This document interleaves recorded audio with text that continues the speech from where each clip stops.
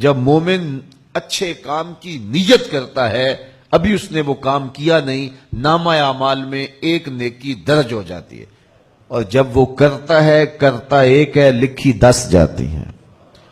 اللہ اکبر۔ اور یہ اللہ تعالیٰ شرف بخشا ہے امت محمدیہ کو۔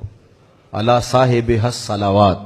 جب حضرت موسیٰ علیہ السلام نے اس امت کے تذکروں میں پڑھا الواح تورات میں، تو انہوں نے آرزو کی تھی، 9 تمنائیں کی تھی حضرت موسیٰ علیہ السلام نے۔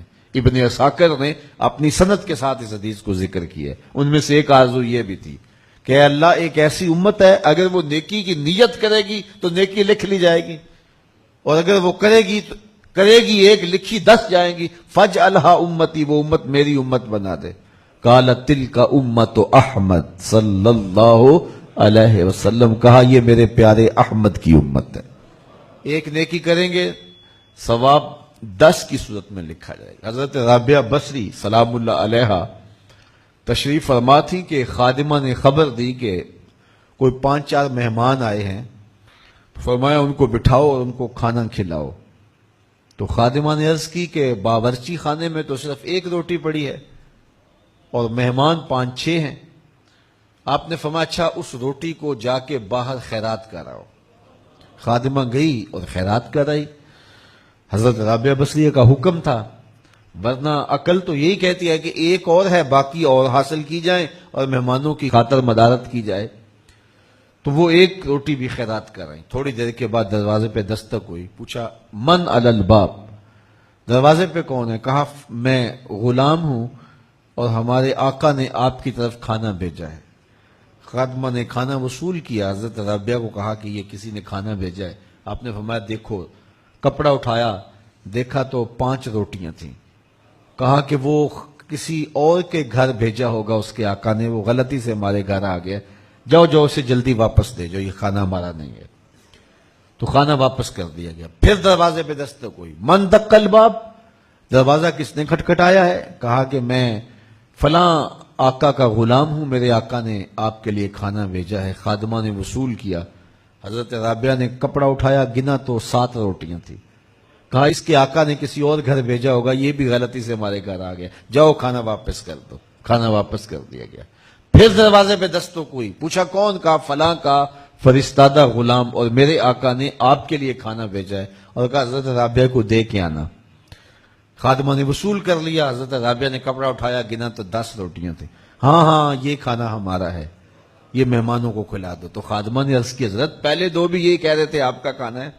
کہا میرے رب کا وعدہ ہے کوئی 1 دے تو میں 10 دیتا ہوں۔ پہلے 5 روٹیاں تھی، پھر 7 تھی، میں نے کہا میرے مالک 10 پوری کرے گا تو تیری بندی وصول کرے گا۔ جو 1 نیکی کرے، کرتا 1 ہے، ثواب 10 کا عطا ہوتا ہے۔ یہ اللہ کی کرم نوازیوں کے رنگ ہیں۔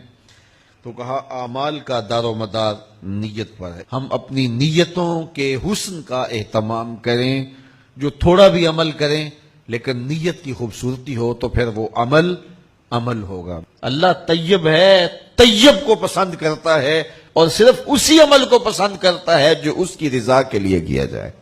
میرے اور آپ کے آقا و مولا نے ارشاد فرمایا کہ وَرَجُلٌ تَصَدَّقَ بِصَدَقَةٍ فَأَخْفَاهَا حَتَّى لَا تَعْلَمَ شِمَالُهُ مَا تُنْفِقُ يَمِينُهُ، وہ شخص جس نے صدقہ کیا اور اتنے مخفی انداز میں کیا کہ جو دائیں نے خرچ کیا بائیں کو پتہ بھی نہ چلا۔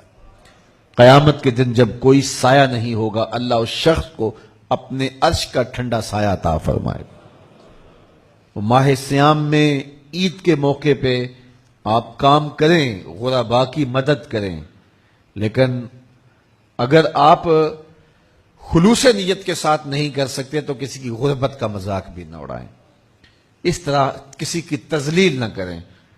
آپ ایک خاندان اپنے ذمے لے لیں، اگر یہ اہتمام ہو سکتا ہے کہ اس کو بھی نہ پتا چلے کہ یہ میرے گھر میں یہ اہتمام کہاں سے ہوا، اگر ایسا بھی ہو جائے تو بہت اچھا ہے، لیکن اگر یہ نہیں ہو سکتا تو کم از کم اس کا اور تمہارا راز ہونا چاہیے، اور درمیان میں جاننے والی ایک ہی ذات ہو اور وہ رب کی ذات ہو، تو پھر دیکھنا اس سے قلب کو سکون اور روح کو راحت اور اس کا اجر کتنا نصیب ہوتا ہے۔